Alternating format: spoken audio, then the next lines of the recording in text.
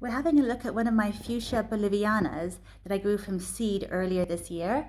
It's spent most of the summer outside in the sunshine, but now that the winter is coming, I'm going to take them all inside. This is just one of quite a few I have, so I have to find some spaces for the others.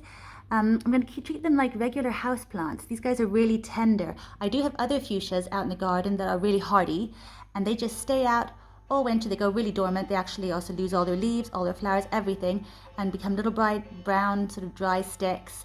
And then in the spring I chop them right down, and then they shoot back up and just like produce so many flowers and berries, which we really enjoyed this year. I'll show you a little photo of some of the berries, the fuchsia berries.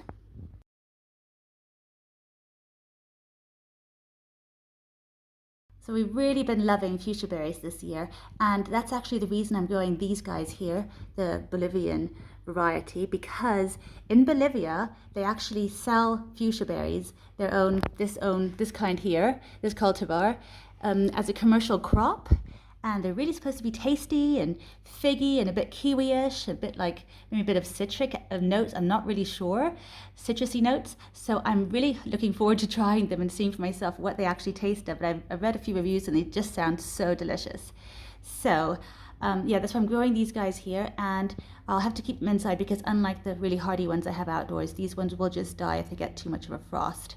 So I'm going to treat them like regular houseplants, keep them moist, I suppose, maybe on the dry side because it's winter. You don't want to get your houseplants too wet, obviously, and just keep them in a warm, protected environment.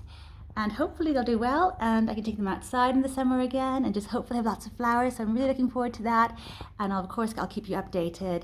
And one thing I'm doing about these guys too is I am nipping them quite frequently. So if you look down here, you can see this is where it started, and I nipped it down there, the top off, and that just made it shoot out all these extra branches. And every so often I come up here, like up here I nipped it again, and then now I'm going to give it a good little chop as well, just to make sure it doesn't get too lanky and super tall and long and flops over. This way, when you keep nipping them, they get a bit more sturdy and bushy. And that's the kind of look I'm going for. So yeah, I'm super excited. I really love the way it's looking so healthy. The ones outside are not as big as this one because they haven't had the right, well, not the same sort of pampering, I suppose.